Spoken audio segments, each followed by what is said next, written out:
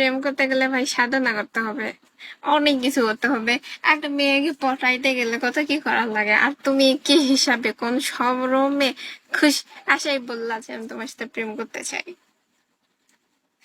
বলে দিলে আর প্রেম হয়ে গেল? এত ইজিলি প্রেম? বড় খুশি খুশি লাগছে আপনাকে। আমি সবসময় হাসি খুশি, সমাধান করো।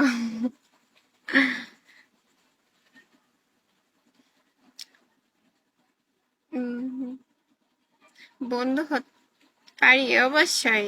বন্ধু, ঠিক আছে। আপনার বাসা কোন জেলা বলে? আমার বাড়ি হচ্ছে বগুড়াতে। বুঝেছেন?